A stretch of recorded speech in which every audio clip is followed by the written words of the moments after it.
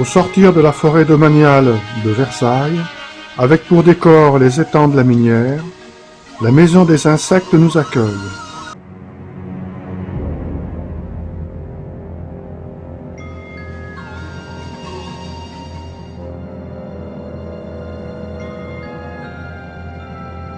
Un espace réservé à l'étude, la préservation, la vulgarisation du monde des insectes. Mais qu'est-ce que l'OPI ? Alors l'OPI, l'Office pour les insectes et leur environnement, a été fondé il y a exactement 40 ans par des entomologistes de l'INRA qui voulaient considérer les insectes comme des êtres vivants à part entière dans leur milieu et les faire découvrir au grand public. Et qui compte à peu près 2000 membres. C'est une association affiliée à la Fédération France Nature Environnement et dont le but principal est de faire connaître les insectes au travers de deux grands types d'actions. D'une part, des animations auprès du grand public et d'autre part, des études, des expertises sur des milieux naturels ou sur des sujets plus généraux qui sont commandités par les pouvoirs publics. Alors, ici, on est dans la maison des insectes à Guyancourt, où il y a avant tout une grande salle d'exposition où on peut montrer nos terrariums où sont exposés des insectes et autour de ces insectes faire découvrir aux enfants ces étranges bêtes à 6 pattes. La mygale du Chili, pour s'abriter et chasser à l'affût, elle utilise une cavité naturelle qu'elle aménage sous une pierre ou entre les racines d'un arbre. C'est une prédatrice comme toutes les araignées. Comme beaucoup de femelles de grosses mygales, elle peut vivre plus de 10 ans.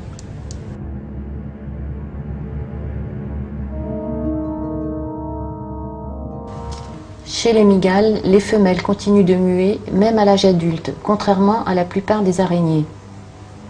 Les mâles, eux, ont une vie plus courte lorsqu'ils sont adultes. Le criquet géant à ailes bleues.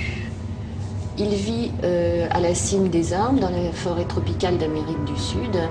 Et comme la plupart des criquets, il mange des feuilles de végétaux. Il vole très bien.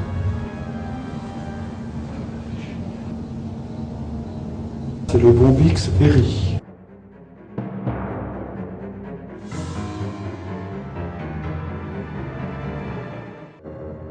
Il fabrique de la soie qui sert à faire du tissu. Après une quinzaine de jours de vie larvaire, la chenille du Bombyx héry cesse de s'alimenter. Elle recherche activement un endroit sûr pour s'agripper afin de tisser très lentement et minutieusement son cocon. Elle y demeurera 20 jours environ et s'y transformera en nymphe.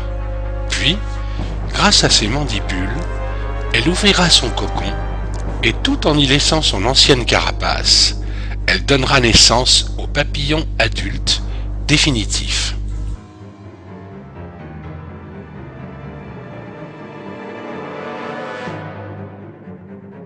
Dès sa naissance, le papillon né sans tube digestif n'a que 8 jours à vivre. Il ne peut profiter de cette période très courte que pour s'accoupler et donner naissance à une nouvelle génération, laquelle, à son tour, perpétuera l'espèce.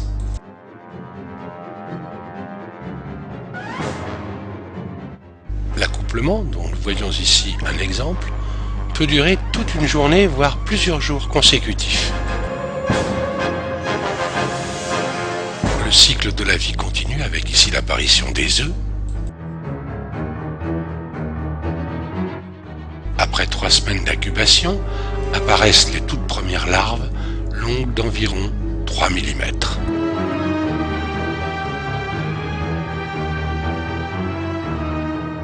Puis elles grandissent pour atteindre 3 cm de long et le cycle recommence.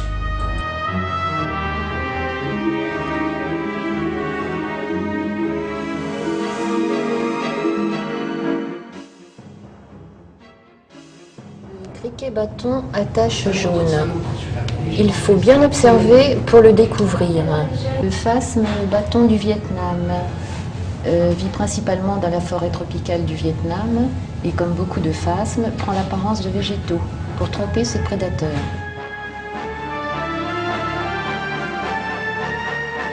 Il existe plus de 3000 espèces de mantes au monde. Ce sont toutes des prédatrices qui chassent à l'affût sans se faire remarquer grâce à leur coloration et à leurs apparences mimant les végétaux. Elles capturent leurs proies, surtout des insectes, grâce à leurs pattes antérieures dites ravisseuses. Le grillon cavernicole. Il est originaire de l'Afrique de l'Est et comme la plupart des grillons, il est omnivore et mange un peu de tout. Il ne vit que dans les cavernes, d'où son nom. Le grillon provençal. Il vit au bord de la Méditerranée, entre la Grèce et l'Espagne. Contrairement à d'autres grillons, il ne creuse pas de terrier, mais niche sous les pierres ou sous des morceaux de bois. Il mange un peu de tout. Et que fait-il de spécial? Il chante avec ses ailes. En effet, comme chez les autres grillons, le mâle chante en frottant ses ailes l'une contre l'autre.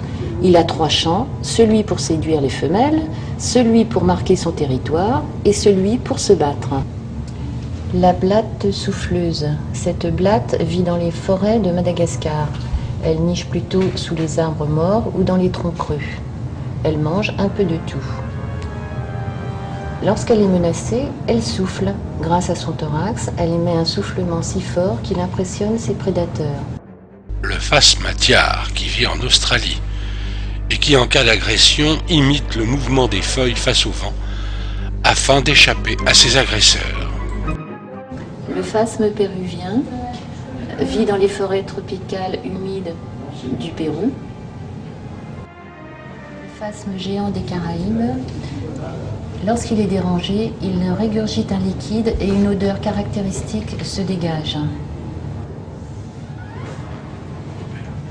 Il y a actuellement à peu près, c'est difficile à estimer, 36 ou 37 000 espèces d'insectes en France.